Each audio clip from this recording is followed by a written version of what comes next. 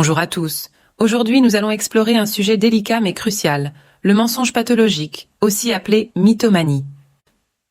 Ce comportement de mensonge compulsif, souvent sans but apparent, peut sérieusement nuire aux relations.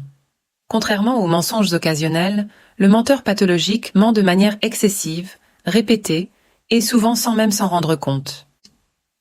Il est important de comprendre que la mythomanie n'a pas de définition universellement acceptée.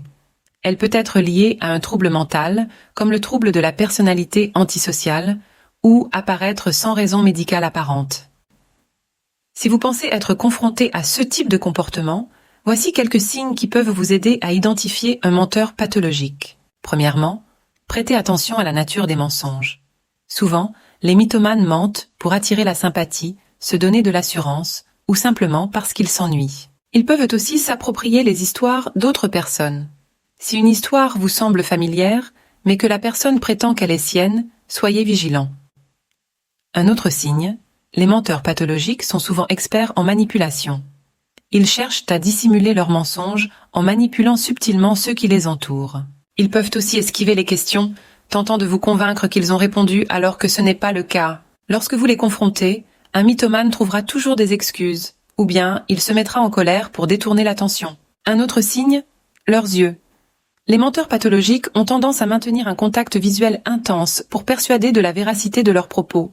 Il est aussi important de noter que, contrairement à une personne normale qui pourrait montrer des signes de nervosité en mentant, un mythomane est souvent très détendu. Mentir est devenu si systématique qu'il n'éprouve ni regret ni anxiété. Un changement brusque de ton peut également être un indice. Même si ce n'est pas le cas pour tous, cela peut parfois trahir un mensonge. Un faux sourire est aussi révélateur. Un sourire sincère se reflète dans les yeux, tandis qu'un faux se limite à la bouche. Enfin, demandez-vous si la personne semble avoir les pieds sur terre. Les mythomanes sont souvent déconnectés de la réalité, croyant en leurs propres mensonges. Ils ont tendance à exagérer pour échapper à leurs propres souffrances. Avant d'aller plus loin, n'oubliez pas de vous abonner à notre chaîne, de nous suivre et de donner un like pour que ce contenu puisse atteindre plus de personnes en besoin d'aide. Pourquoi un individu devient-il un menteur compulsif ?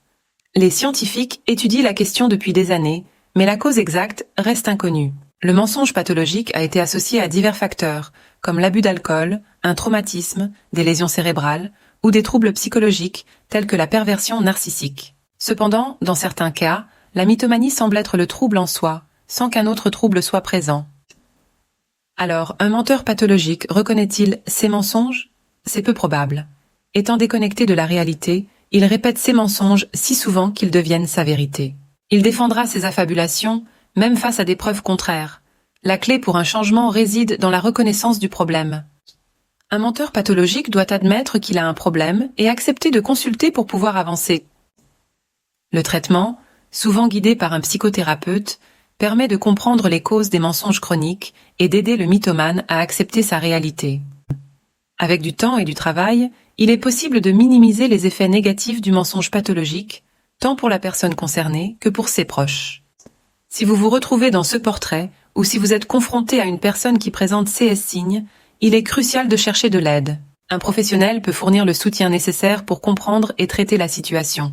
Avant de terminer, je vous rappelle encore une fois de vous abonner à notre chaîne, de nous suivre et de liker cette vidéo pour aider plus de personnes. Si vous avez besoin d'une aide plus personnalisée, nous proposons des séances de coaching. Rendez-vous sur notre site perversnarcissique.org/aide/coaching pour en savoir plus et commencer votre parcours de guérison. Prenez soin de vous et n'oubliez pas que la vérité est le chemin vers la paix intérieure. Merci de nous avoir écoutés, à bientôt.